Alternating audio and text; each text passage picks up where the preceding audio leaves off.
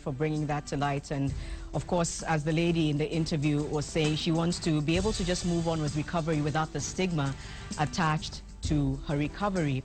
And in fact, when we were reaching out to a lot of people to come to studio to tell us their story, many of them said they still feel raw and vulnerable, and more than that, they don't want to be stigmatized. But we'll hear more from someone who's also on his road to recovery in just a few moments. Hussein Mohammed is with him in studio. He'll tell us more about his story.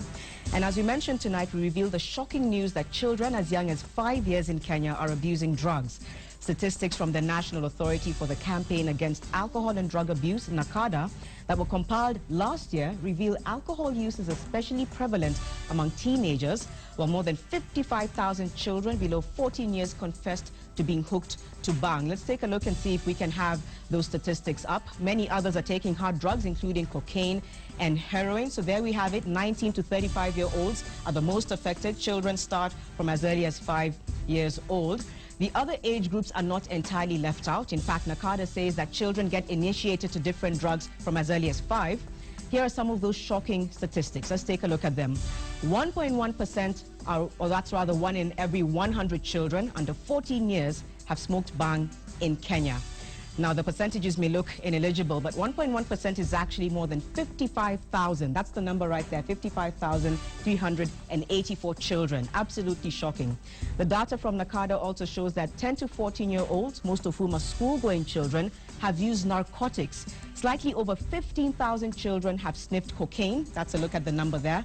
That's exactly 15,104 from the research.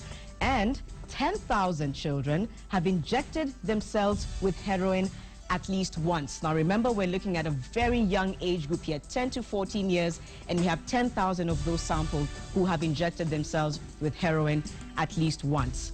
Underage drinking is also clearly a problem in Kenya. Now remember, we're not focusing specifically on drinking, but because of the shocking fact that this age group is involved, we thought we'd also take a look at alcohol. So that's a look at that. 3%, or over 150,000 children under the age of 14 years have drank alcohol. 0.5%, that's about 25,000, have chewed miraa once in their lifetime or still chew it as we speak. And 1.2%, or more than 60,000, that's 60,419 children, have smoked cigarettes. Alcohol abuse also sets in early in Kenya. At around 15 years of age, some children will already be abusing alcohol. Let's now move on to other categories that we're looking at. Between the ages of 15 to 65 years, that's a look at alcohol abuse. That's the substance we're looking at. That's 13.6% are using it. I want to put that into perspective. Those partaking in it are about 2.7 million, while those addicted to it in that category are 1.1 million. That's a look at alcohol. Let's move on now to tobacco. Now, tobacco comes in second as the most abused drug in Kenya, 9.1%.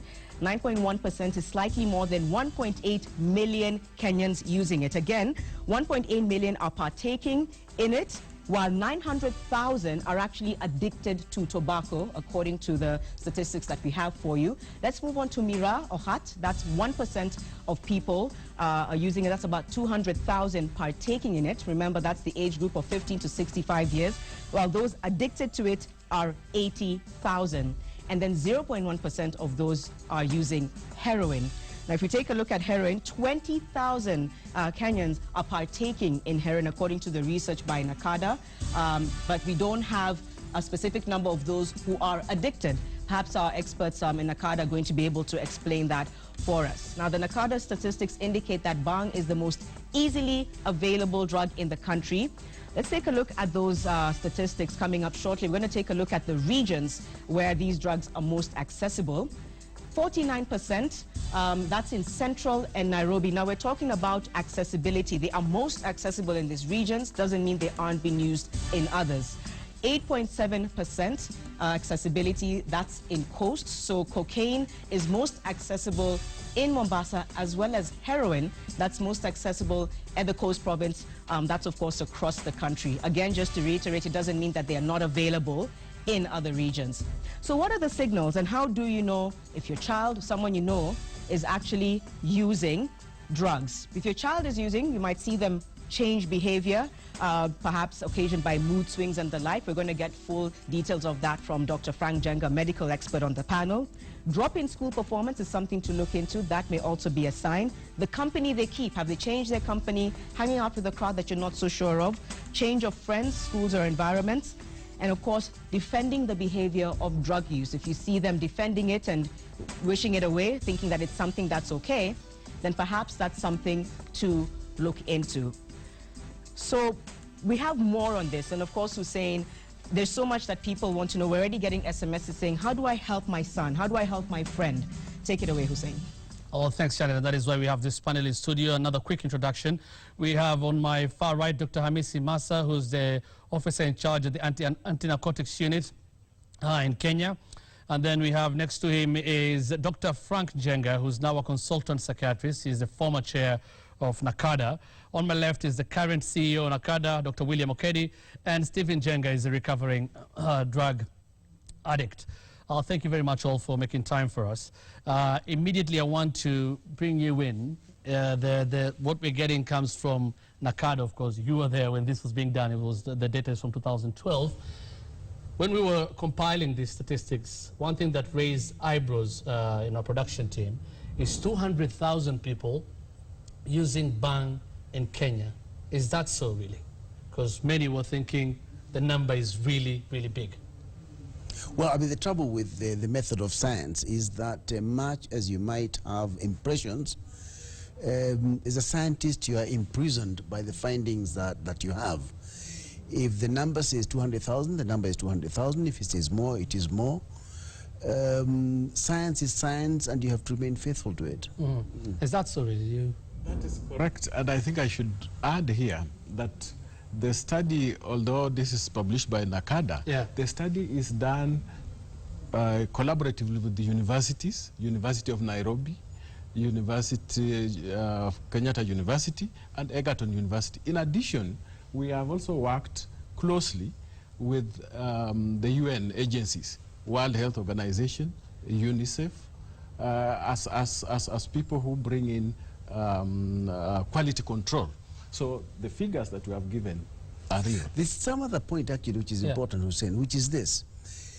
It's not about the number of people who use, it's about the number of people who are addicted. Which is actually, again, lower than the number. Yes. It was about 80,000 for bang. Exactly. Now, when you're at 80,000 people addicted to a drug, in our view, is a large number of people.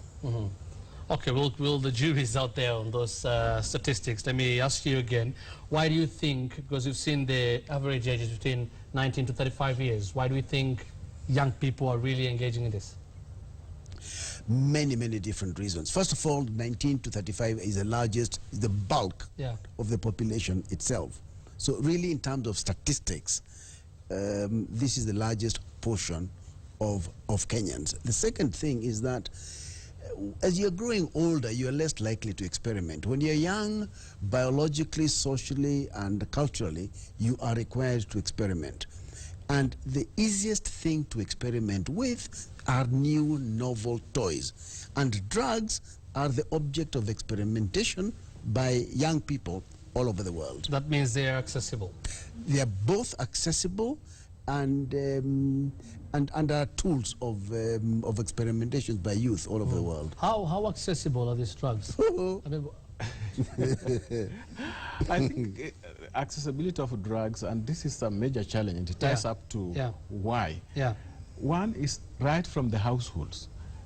Our studies have shown that across the country, there's a very high tolerance of society of the consumption of alcohol, so that you find parents keeping alcohol in their houses, and children start consuming this.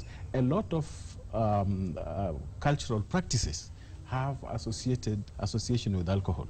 So issue of accessibility at the household, accessibility in terms of affordability.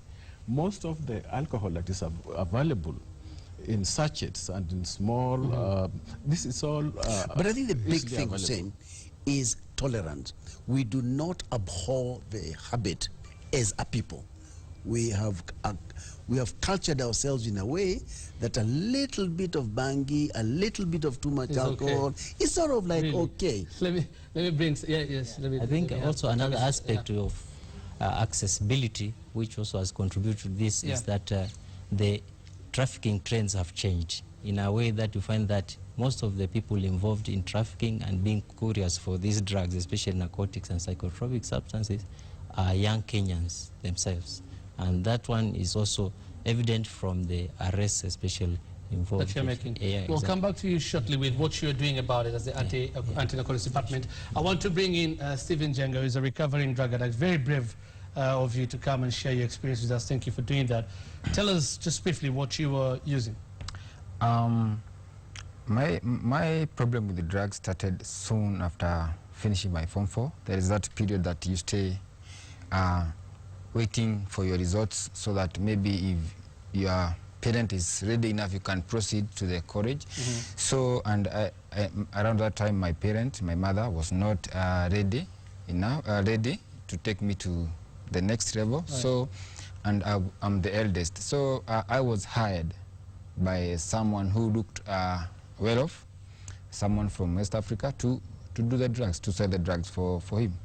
And around that time we were selling heroin, brown sugar. You know, there are two types of heroin, brown and white. Around that time, around 1996, 1997, heroin around that time was brown in color. Within Nairobi or even? Yeah, within Nairobi, yeah. So I was staying around Uthiru, and I started selling. I sold the drug for 3 years, and soon afterward, out of curiosity, I wanted to test the drug. Yeah. That's how I became addicted. To heroin? To heroin. Okay, until now, or what's happening now? No, I thought it was a one-day affair, because I just wanted to feel how it tastes like, because they keep on coming back to me after now. So I just wanted to feel out of curiosity. And I thought I was smart enough. I can do it for once, then I will not do it again, because I knew there is something that, there is a habit once you are hooked. Yeah. But I never knew that it was called addiction. So I tested, and it was... I think the lesson from there is, if you can't, do not start. I think that's the lesson you're saying. Yeah. Do not repeat, do not touch the stuff. Because if you do, you're on your way to addiction. I think that's the message you're giving us. Correct. How hard has it been for you to stop? You know, at first, the feeling that I felt was so nice. You know, I'm very cautious to say when I talk to people about how I felt at first, because I don't want people to go and do the same. Yeah, so, but I felt nice. The euphoria, I felt nice. So instead of me doing, I thought, so this thing is good. I can be doing it only on Sundays. But that day only, I think I did it for 20 times. So one day. Just the first day. Yeah, the first day on Sunday. You know, you feel nice, but you are not satisfied. You want to feel the same feeling again and again and again. According to you and how you're also peddling them, that is what you're saying, because you're selling them. Yeah. They were accessible. Very accessible. Very accessible. Yeah. And this is another point I want to bring to your attention, gentlemen. 10 to 14 years, these are children. We have already 55,000 in this country saying they've smoked pan. Maybe they still do. 15,000 having accessed cocaine. Heroin, about 10,000 saying they've accessed heroin. How is that?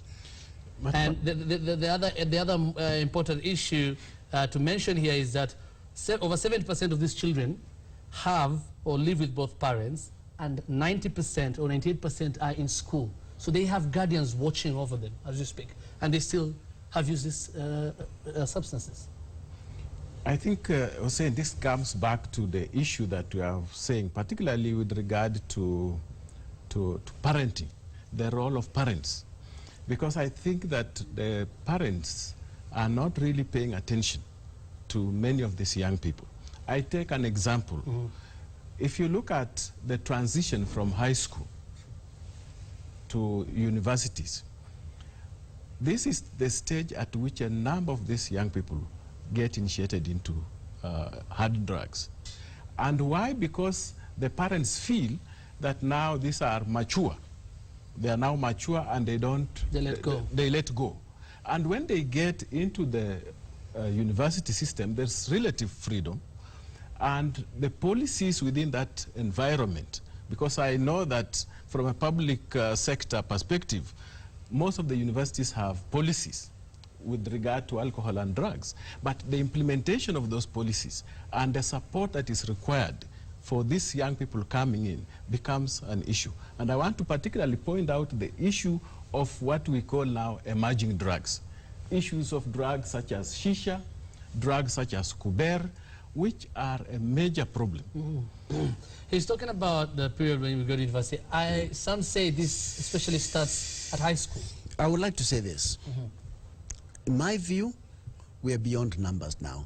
I think this country is beyond statistics. I think we are at a point where we now must look each other in the face and say, Hussein, what are you going to do about it? What is he going to do about it? What is government going to do about it? What are parents, what are teachers going to do about it? Because we finished with repeating numbers. Government is playing its role through NACADA. I think teachers need to continue what they're doing, which is to learn more and more about signs and symptoms of what a person who is falling off the rails looks like. I think all parents need to accept that drug addiction is not a condition that happens to the neighbor's son or daughter. It happens to your own son and daughter.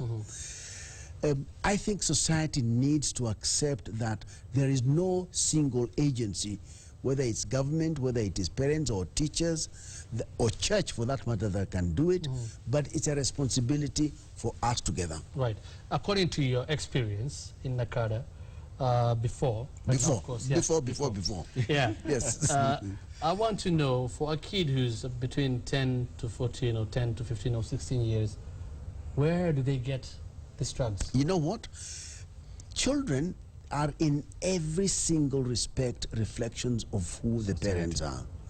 So if you as a parent keep leaving whatever it is that you leave on the table, if you, the parent, are constantly smoking or drinking, whatever it is that you're doing, the child actually normalizes and socializes himself or herself in accordance to. So, and that is why it is critically important for all of us as parents and grandparents in my case to know that our children are a faithful reflection of who we are. They are us. Is that so really? You also, with the anti-narcotics department or unit, catering for or looking into the peddling business and trafficking? Yeah, they necessarily have to pick this habit from the parents, or where do they get these drugs from? I think that's one aspect, but also another area which people may not be keen on is the aspect of letting kids being closer to house help, where you find that the lifestyle nowadays is that most of the parents are out there seeking means of earning a living. I think that's one aspect that we have to look at, because if you spend the whole day out there, you come back home, your kids have been there all through, you don't even try to assess the kind of situation they have been in or any signals to maybe to indicate if there are any abnormalities. I think that is one area which people should be keen on. Yeah. And those abnormalities or signals you're saying is what we'll be looking into in the next discussing session. Janet, I'll take it back to you now, but we're coming back and the discussion continues, including Janet looking at what are the telltale signs of a person taking drugs. And of course, again, we'll go back to now the anti-narcotics unit and what they are doing to fight drug trafficking. Janet.